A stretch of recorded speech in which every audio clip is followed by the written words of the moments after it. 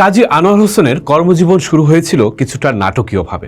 ঢাকা বিশ্ববিদ্যালয় থেকে বাংলা সাহিত্যে এমএ পাশ করার পর তিনি প্রথাগত কোনো চাকরিতে যোগ দিতে চাননি। কারো অধীনে কাজ করা তার অপছন্দের ছিল বলে ঘরের এক কোণে বৈশাখী নামে একটি চায়ের দোকান খুলে বসেন।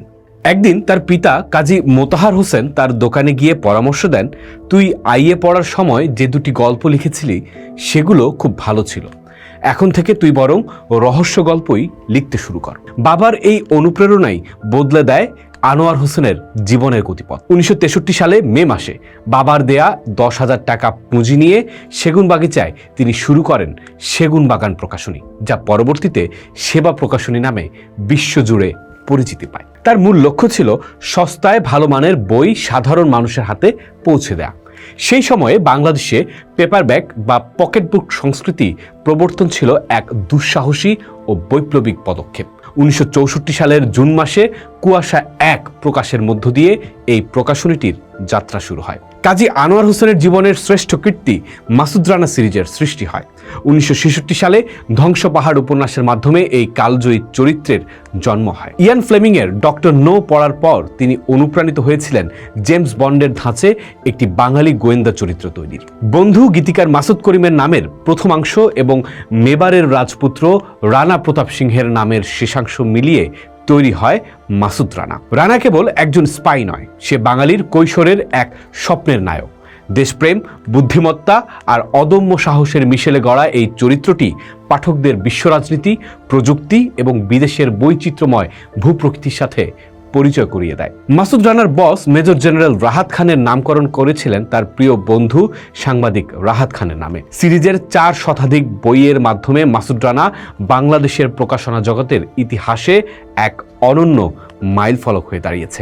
সেবা প্রকাশনী কেবল বইয়ের দোকান ছিল না, এটি ছিল একটি লেখক তৈরির কারখানা। কাজী আনোয়ার হোসেন ছিলেন একজন কঠোর কিন্তু দরদি সম্পাদক। তিনি তরুণ লেখকদের পাণ্ডুলিপি ঘষে মেজে ঠিক করে দিতেন। তার হাত ধরেই উঠে এসেছেন শেখ আব্দুল হাকিম, রকিব হাসান, নিয়াজ মোর্শেদ এবং খসরু চৌধুরীর মতো জনপ্রিয় লেখকরা। এমনকি হুমায়ুন আহমেদের শুরুর দিকের কিছু বইও সেবা থেকে প্রকাশিত হয়েছিল। জনপ্রিয় কিশোর সিরিজ 3 গোয়েন্দা বা কুয়াশার মাধ্যমে তিনি দেশের লক্ষ পাঠককে নিয়মিত পড়ার অভ্যাসে দীক্ষিত করেছিলেন। তার সম্পাদিত রহস্য পত্রিকা ও কিশোর পত্রিকা এদেশের সাহিত্য ক্ষেত্রে শতাধিক লেখক ও অনুবাদক তৈরি করেছে। সাহিত্য ছাড়াও তিনি ছিলেন একজন নিপুণ সঙ্গীত শিল্পী। 1958 থেকে 1966 সাল পর্যন্ত ঢাকা বেতারের তালিকাভুক্ত শিল্পী ছিলেন তিনি। সুভাষ দত্তের কালজয়ী ছবি সুতরাংয়ে আব্দুল আলিমের সাথে তার গাওয়া এই যে আকাশ এই যে বাতাস গানটি আজও মানুষের মুখে মুখে ফেরে। তবে প্রকাশনা ব্যবসার চাপে 1967 সালে তিনি সঙ্গীত জীবন থেকে অবসর নেন। 1988 সালে অনুবাদে অবদানের জন্য তিনি বাংলা একাডেমি পুরস্কার লাভ করেন। দীর্ঘ কর্মময় জীবন শেষে 2022 সালের 19 জানুয়ারি 85 বছর বয়সে এই নক্ষত্রের জীবন অবসান ঘটে। কাজী আনোয়ার হোসেন সেই নিঃসঙ্গ শেরপা, যিনি মধ্যবিত্ত বাঙালির একঘেয়ে জীবনের রোমাঞ্চের এক আশ্চর্য মায়াবী জগৎ তৈরি করে দিয়ে গেছেন। আজ তিনি নেই, কিন্তু তার সৃষ্ট মাসুদ রানা আর সেবা প্রকাশনীর বিশাল সাম্রাজ্য তাকে অমর করে রাখবে বাঙালির হৃদয়ে। কথা সাহিত্যের এই কালজয়ী স্থপতির প্রতি রইল বিনম্র শ্রদ্ধা। পোস্ট দেখুন, ভাবুন, করুন, থাকুন পোস্টের সাথেই।